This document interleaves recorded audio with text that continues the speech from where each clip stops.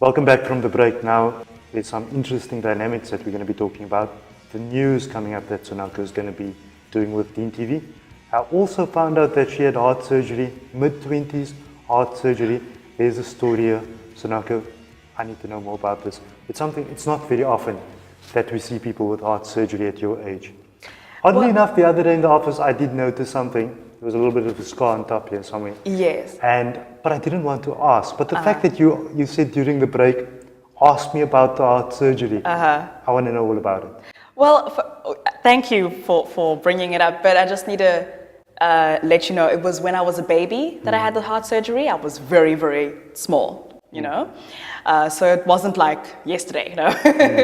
But I do still have the scar. Yes. From the heart surgery. What happened was... So was it something critical, obviously? Yes, I was born with a hole in my heart. And so when I was a baby, they kind of let me grow a little bit, but then they decided that they have to operate because it was going to cause complications with my health. Down the line, yes. And possibly eventually death, you know. So I had to have the heart surgery, and you know, my mother was very scared. Families freaked out, praying the whole time because, you know, they don't know what is going to happen. And 25 years ago, the situation was perhaps a couple of steps behind from where we were today. Yes. So people panicked about things. Exactly. People were not really as informed, you know, as they can be now. They are today, yes. Yes.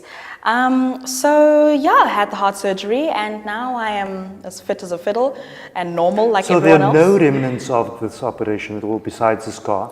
And you've made a full recovery?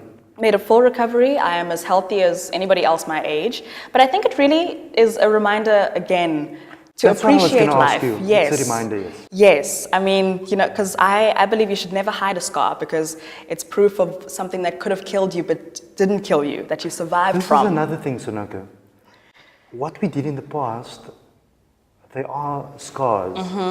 But if we embrace them, we actually learn from them. And I met a lady on the steps the other day as I was coming up to the studio, and she stopped me and said, I always wanted to meet you. And I said, why? And she said, because I watch you on TV. Right. And she gave me this whole story about what she does and how she does it.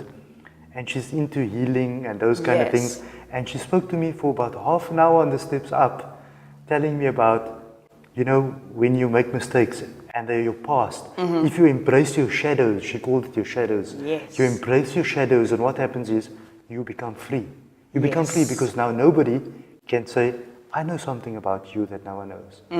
I know why you don't want to talk about that. Yes. And why you don't. But guess what? You embrace your own shadows, and nobody can do that to you. So you become free. Absolutely. You are freed from your own prison. And I picked that up from you. Absolutely. You are free because you come to terms with everything around you. I think you have to. I think it doesn't help in life to only embrace the things that feed your ego.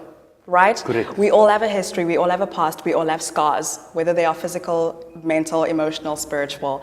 And I think you have to embrace it all because we spoke about earlier, you know, that there are no mistakes. And, you know, I think the best thing you can do in life is learn from what has happened and prepare yourself for what's about to happen, you know? I can't do anything about the fact that I have a scar, but I can definitely embrace that and share that as a story and inspire someone else. And that's all I ever want to do, is to inspire. There are many people watching the show right now that have children that are going for similar operations.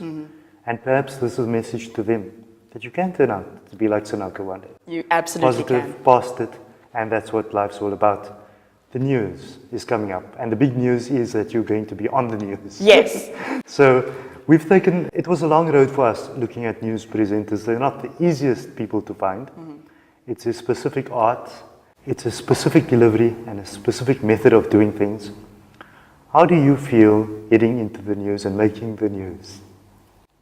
Well, I feel very honored and grateful for the opportunity, number one. And I feel as though it's something that it's a new challenge for me. It's something that I have to learn and sort of grow in and kind of sharpen my skills as I go along. But I think the best way to learn is to do. So I'm very ready to do this job, and I'm looking forward to... I know eventually you're going to outgrow Deen TV. I know that. Wow, well...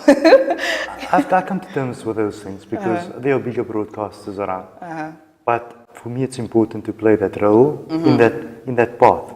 Absolutely. That's important. The fact that you would be with us for the next amount of time and that you became better because of the little things that you learned at the interview that made you someone else. That's important to me. Absolutely. That we develop that kind of thing. So I know that you're looking forward to this. I know Gavin's been chatting to you and he's been putting the pressure on here and there. Yes. How's that going? It's going great. Gavin is amazing, and I'm really looking forward to taking over from him. Kind of have big shoes to fill, but it's okay because we can grow into that. And so I'm looking forward to taking over from where he's going to leave.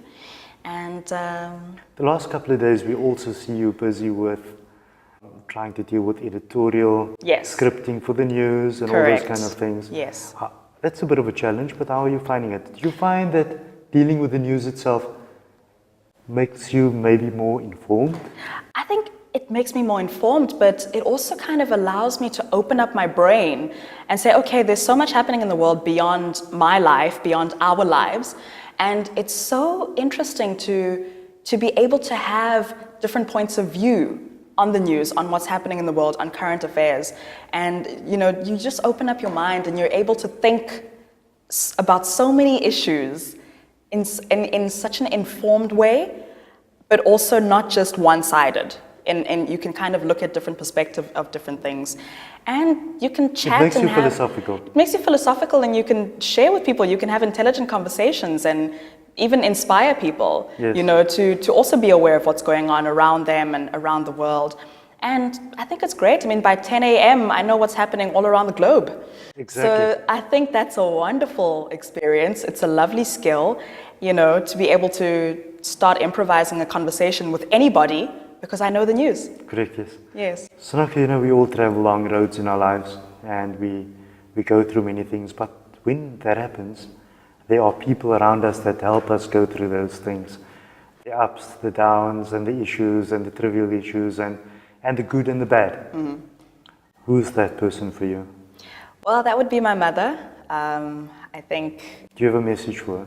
I do. I really am just so grateful to my mother for everything, and my father as well. I mean, both my parents. But I think it's a very sort of special bond, that mother-daughter bond, I want to be like her when I grow up, Is she the one that sort of, as you're going along, maybe other people would tell you, I don't think that's possible what you want to do. Why are you still doing that? Would she be the one that would say, please continue, go for it? It's actually interesting that you bring that up because my name, Sinako, Sinako means we can. That is the sort of direct translation of it. So Obama stolen your name then? The I campaign. know, yes, we can. right? I had it all the way in 1988 and yes, Obama stole my name, yes, and made it his political campaign tagline, yeah, right? But I had it first and I can always claim that. Yes. But Sinako means we can. And I think my mother's always instilled that in me. And funny enough, I was named after a school, which is interesting because I now have 2 degrees. Normally the school should be named after you. This is correct. You're named after the school. Right? Okay. It's an ironic twist. But I think I've always had that kind of belief and encouragement that I can achieve and that I can do. And that you will. And that I will. And I want to carry that and live up to my name and inspire other people to also believe that they can do anything they want if they work hard, if they stay focused, and if they're passionate about it. And and I also think in the difficult times, I think our family is kind of our support structure. I've heard a quote saying that, your family is a gymnasium for love. Yes. That's where you learn to love for the first time. And it's also where your love is tested for the first time because you don't always get along with your family. There are disagreements. There are kind of things that you are faced with challenges, but you love each other anyway. So you work out your love. You're like in a gym for love. Yes. And I think that builds you as a person when you come from a strong family because you know that you can handle a lot of things. You know that you have a support structure behind you. And it's something that it gives you that confidence to face the world and be okay with yourself and be able to embrace everything and anything that happens. So I'm very grateful to my family for that. Correct, yes. So now we've reached the end of the program. I know before the show you were telling me that, what are we going to talk about for 25 minutes? And 25 minutes is up.